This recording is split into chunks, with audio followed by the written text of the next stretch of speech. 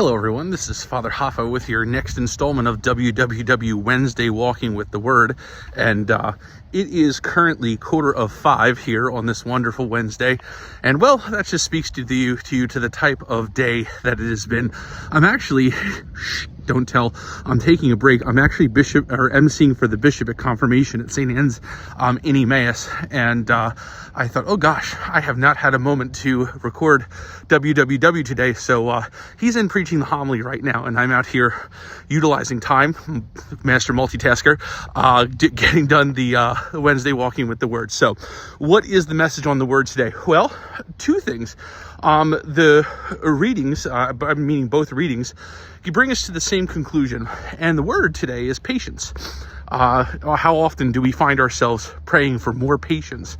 We need patience in our lives, and we wish that we were better at living out the virtue of patience. And it could be a number of different things. We respond without patience because of stress, because of busyness, and the list goes on and on. In the first reading, we're in Genesis, and we hear about Moses and the end of the flood. And so he sends out a raven, then he sends out a dove, nothing, then dove, olive branch, then third time, dove doesn't come back. And we know that it is found ground, or at least a tree, to be able to find a place.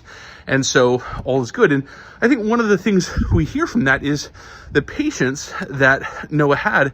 Like, come on, God, hasn't it been enough that we've been out on these waters in this ark for this long? Like, let's speed it up. Takes his time. He doesn't complain. He waits, even we hear at one point, he waits 7 days before he sends the dove out another time. And I think for us, we live in such a world where we're expecting everything to be so fast paced. But there is something to be said for the patience that we execute and how that impacts our lives on a daily basis, how that helps us to be able to see God's work in process, not just in the final result, but in the process of what is going on around us and in us and through us. In the gospel, Jesus finds this blind man, and he goes and puts spittle on his eyes, and he says to him, he says, "Can you see?" And he says, "I see forms that look like trees moving."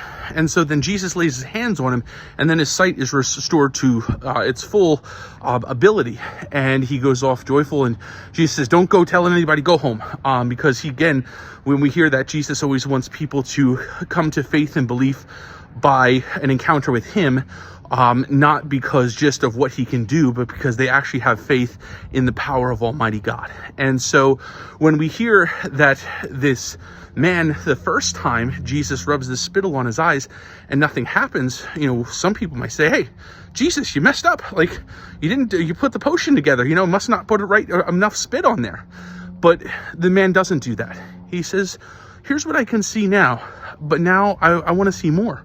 And then Jesus lays his hands on him and does more. And I think there's a beautiful patience in that moment. In this world, because of the internet and all these things, we expect stuff to be so fast. But there is a value in us being patient and being calm and letting the work of God happen in our lives. So be patient, be calm, work at inculcating that into your life daily, and let all of the good things that God does, especially in the process of that patience and in waiting for the final result to happen, be something that inspires you and affects your life in a great way, especially in seeing that the grace of God is always at work. Sometimes we just have to be patient to get to the end. This has been another episode of WWW Wednesday Walking with the Word. We'll see you next week, and I'm getting back to confirmation. God bless.